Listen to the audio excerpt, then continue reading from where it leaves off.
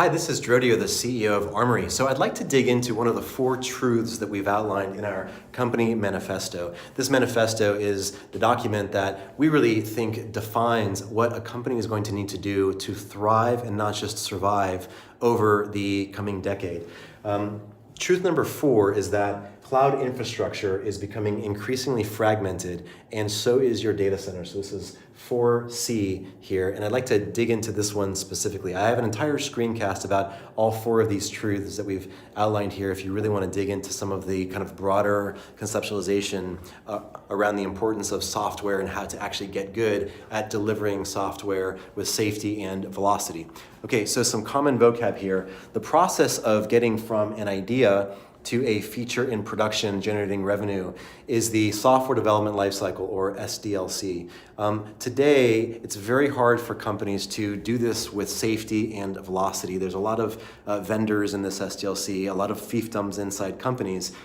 Broadly, it's usually cut into 2 main categories. So you've got the development work that happens. So you go from an idea to stories in Jira, to doing some coding, to putting it in something like GitHub, doing CI on it with something like Jenkins. That's the dev part of the SDLC. Then you deliver that artifact out into production, and then you have the ops part where we joke that what you're often delivering is cleanup on aisle 3. And so there's a lot of vendors here that help you make sure that it is running successfully and operationalize it successfully over time. So vendors like LaunchDarkly, Datadog for monitoring, Splunk for centralized logging, PagerDuty for alerting. And so this is the ops part of the SDLC. And of course, most broadly, the big challenge that companies have is how to culturally make a culture where dev and ops don't have competing interests. Dev just wants to move fast and break things. Ops would prefer that nothing ever changed in prod because they're the ones that have to operationalize it. So this is usually referred to as DevOps. So let's talk about what's changing around that truth number 4 with cloud infrastructure, or just infrastructure becoming more fragmented. Historically, if you wanted to get code out into production, what you would do is you would have it going out to a data center, and this is still true for most global 2000s. But in order to get that code out to production, you had to also create a number of business rules, for example. So what is your, and also technical steps. So what is your unit testing, integration testing, QA strategy look like? What kinds of manual judgments do you need? Does a VP need to approve it? Does the developer have to go in front of a CCRB in order to actually get that workload out to production? There's a lot that sits here. That also has to do with compliance and security policies that were built. What do the environments look like? Dev, stage, QA, prod. So there's all of these things that traditionally have been hand scripted, or they're manual processes that often live in people's heads that are all intertwined. It's like, we call it like spit, polish, and tape. It's just like an intertwined mess of brittle pipelines and paths to production that were typically built using Chef or Puppet or Ansible. And so you end up getting workloads out into a data center, and that worked okay. It wasn't great. Oftentimes the teams that build these paths to production have left the company. Nobody knows how they work. What we have to deploy, it's Bob that knows how to deploy. He's on vacation for 2 weeks. Let's just wait. We can't make any changes to this path to production because the team has left that actually built this scripted path out. So this is traditionally how things often look. What's changing is that now there's this explosion of innovation happening in the cloud, right? You've got AWS and GCP and Azure and PCF, and there's Oracle Cloud, and there's a lot of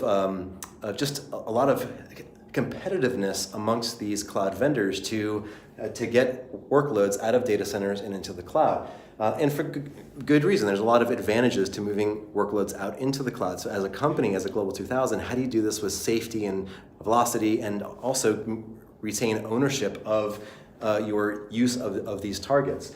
And it's also a bit of a mess because AWS isn't just AWS, it's actually EC2 and ECS and EKS and Lambda and Fargate. And then I wrote down here reInvent, right? Like, what are they going to announce at reInvent this year? And that's just for AWS. So as a company, the idea of creating these scripted paths to production, these very brittle static paths to prod, out to all these different targets is a very daunting thing. And it also means that you're going to be tied into these specific targets. But as a company, it's very likely that you want to be able to leverage storage the optimal target for the optimal workload, especially as you start to break monoliths into microservices. Maybe you want to have the GDPR compliant cloud, or the AI cloud, or the least latent cloud, or the cheapest cloud. So how do you take advantage of all this innovation that's only going to speed up and is happening in these cloud targets? Well, so Netflix has solved this problem. They solved this problem a decade ago as they moved out of data centers and into AWS. And so they created an open source project called Spinnaker. You can think of Spinnaker as this Switzerland that allows you to abstract out the concept of production. So your developers in your company, your team, are all deploying out to one common target. That's just an idea. It's production. It's not a specific target. So your application teams, your hundreds or thousands or tens of thousands of application developers don't have to learn how to write to AWS, for example. They're just deploying out to production. And you have one golden path where you can create pipelines for every single service to go from the developer, from code, out to this abstracted concept of production. And you can apply a standard set of policies. You can define a standard set of environments. You can define a standard set of business rules for thousands or tens of thousands of developers. And so now you have one golden path to production. You have an ability to have a lot of control over how those workloads are going out to production, especially important as you break monoliths into thousands of microservices. You just have this explosion of microservices. You need to have this standardization. And then there's an open source community that's actually building the roads into each of these targets. So the engineers at AWS are building the integrations for Lambda. The engineers at Netflix are building the other integrations for AWS. The engineers at Google are building the cloud drivers. So this is called a cloud driver. It's the mapping layer between this abstracted concept of production and the actual target for GCP and Kubernetes.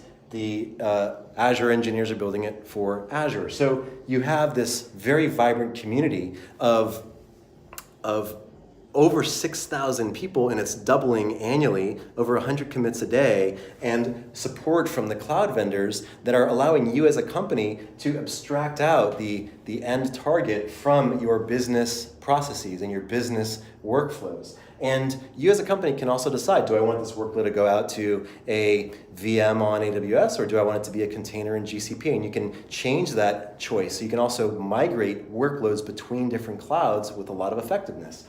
And by the way, we see most Global 2000s are now starting to run Kubernetes in their data center, and that makes it effectively just another cloud target, which makes Spinnaker great for executing on a hybrid cloud strategy. But most importantly, it's about having the ability to take advantage of the underlying innovation that is not only here, but is coming in these cloud targets. And if you as a Global 2000 think that you can just make a bet on Kubernetes, I think it would be good to look at the bets that some industries, especially like telcos, made on OpenStack. So OpenStack is, another cloud target, and it is great for some workloads, but you probably don't want to be making a bet on one technology like OpenStack. So a lot of telcos are now having to unwind that very specific bet, but they're making a bet now on Kubernetes, which we think that the same thing's going to happen. Serverless is right on the horizon now, or a lot of more innovation is coming. So this is the fragmentation of that infrastructure. And this is why we believe it's so important to have something like Spinnaker that decouples all the entanglement that we see happening in these companies as they're going out to production.